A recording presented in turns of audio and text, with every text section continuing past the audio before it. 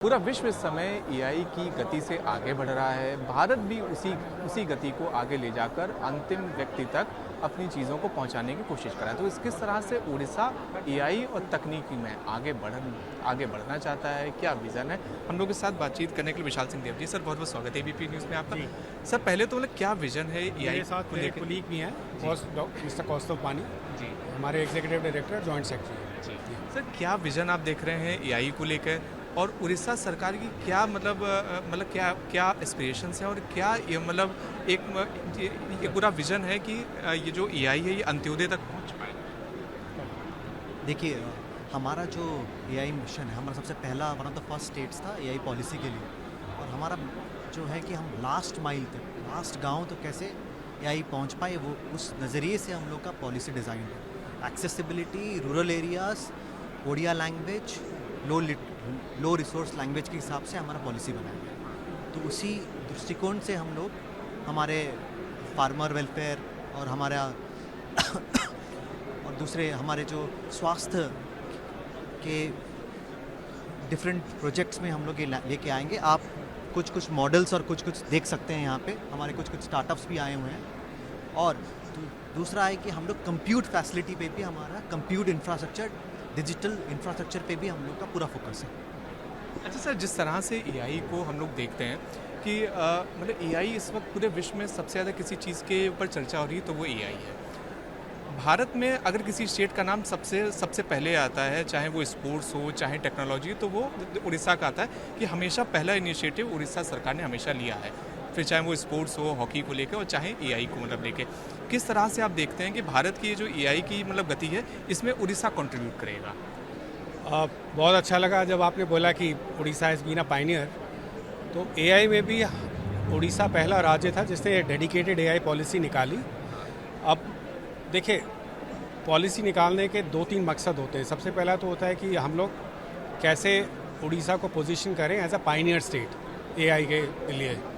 तो स्टार्टअप्स को लाएं, रिसर्च ऑर्गेनाइजेशंस को लाएं, एलीट इंस्टीट्यूशंस को लाएं, उन्हें सपोर्ट करें। तो ये सारा सपोर्ट मैकेनिज़्म और कैसे उनको इंसेंटिवाइज किया जाएगा हमारी पॉलिसी में है। सेकेंड है, एआई के माध्यम से कैसे हम अपने राज्यवासियों को बेहतर सुविधा उपलब्ध करा पाएँ, कैसे उनके जीवन को और सरल बना पाएँ, ये मुख्य उद्देश्य है। तो उसके लिए हमने, जैसे मेरे सहकर्मी कह रहे थे, हमारे 5 प्रायोरिटी सेक्टर हैं: हेल्थ, एजुकेशन, एग्रीकल्चर, और चौथा है डिज़ास्टर मैनेजमेंट। क्योंकि उड़ीसा के लिए डिज़ास्टर मैनेजमेंट बहुत इंपॉर्टेंट सेक्टर है। बार बार हमारे यहाँ साइक्लोन्स आते हैं, डिज़ास्टर होता है और बहुत सारा इंफ्रास्ट्रक्चर हमारा ध्वस्त हो जाता है। 5वां जो इम्पोर्टेंट सेक्टर हमने लिया है वो है सरकार के अंदर हम कैसे प्रोडक्टिविटी को एनहांस करें। तो कल को अगर मैं चाह रहा हूँ कि एआई मेरे सिटीजन्स को बेनिफिट पहुँचाए, तो हमारा जो माध्यम है, हमारे सरकारी अफसर और हमारे सरकारी डिपार्टमेंट्स को समझ में आना चाहिए कि एआई को कैसे यूज़ किया जा सकता है। तो उसके लिए कैपेसिटी डेवलपमेंट एआई के ऊपर बहुत इम्पॉर्टेंट है। उसका हमने एक बहुत बड़ा प्रोग्राम वाधवानी एआई के साथ आरंभ किया है। उसके साथ एक जनरल सिटीजन्स कैसे एआई के बारे में समझे, एक हमारा प्रोग्राम है इंटेल के साथ जो है AI for all. It's a free program, उसमें लोग एनरोल करके सीख सकते हैं।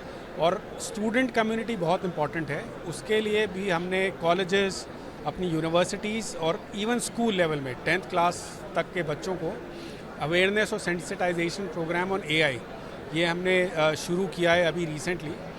तो उड़ीसा के कुछ और चैलेंजेस भी हैं, जैसे हमारा आदिवासी जनसंख्या प्राय 24% है। तो लास्ट माइल कनेक्टिविटी की जो बात चल रही थी, that becomes very important for us. और उड़िया में एक और चैलेंज है कि हमारे जो उड़िया डेटा सेट्स हैं वो बहुत ज़्यादा अवेलेबल नहीं है। तो उड़िया लैंग्वेज डेटा सेट्स पर, लैंग्वेज लोकलाइजेशन पर हम लोग काफ़ी काम कर रहे हैं। तो ऑलरेडी हमने जैसे 1600 किताबें बनाकर, जो इंडिया एआई मिशन का एआई कोश है, उसमें हमने कंट्रीब्यूट की हैं। और उद्देश्य यही है कि कैसे उड़िया डेटा सेट बढ़े, जिससे एआई और ज़्यादा ट्रेन हो पाए, और जितनी ज़्यादा एआई ट्रेन होगी उतने ही बेहतर उसके रिस्पॉन्सेज रहेंगे। अच्छा, एआई का फ्यूचर क्या देखते हैं एजुकेशन में? क्या आने वाले दिनों में जो हमारी स्कूल क्लासेस हैं वो जैसे पहले मतलब जो मतलब आपका ना टाइम था उसमें ब्लैक बोर्ड था, जब तक हमारा टाइम आया तब तक स्मार्ट टीवी और मतलब ये सारे आ गए, स्मार्ट बोर्ड आ गया। क्या आने वाले दिनों में ये एआई इंटीग्रेशन स्कूल कॉलेजेस में और मतलब बेहतर हो पाएगा? देखिए, दो कंसेप्ट है कि एआई ट्यूटर्स का, लेकिन उसमें हमें ये रखना पड़ेगा कि हमारी जो भारतीय भाषा है उसी अनुसार पढ़ाया जाए, क्योंकि जो शिक्षा होती है वो मदर टंग बेस्ड होती है। तो एक बच्चा सबसे अच्छा सीख सकता है जब उसके लैंग्वेज और उसके डायलेक्ट में उसको पढ़ाया जाए, तो उसी दृष्टिकोण से हमें उसको डेवलप करना पड़ेगा।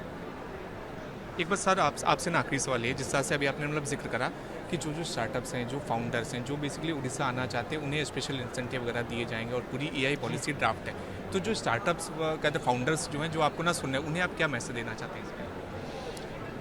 मैं यही मैसेज देना चाहूँगा कि उड़ीसा जो है वो सभी क्षेत्रों में एक अग्रणी राज्य की तरह उभरा है।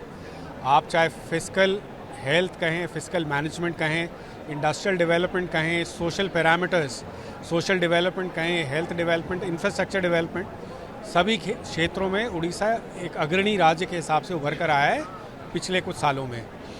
आज के दिन उड़ीसा को एक गुड गवर्नेंस का आदर्श राज्य के हिसाब से माना जाता है। बहुत अच्छी जगह है बिज़नेस करने के लिए, रहने के लिए। तो मैं सबको आमंत्रण करूंगा कि वो आएँ, उड़ीसा का जो इकोसिस्टम है उसको एक्सपीरियंस करें, उसको देखें।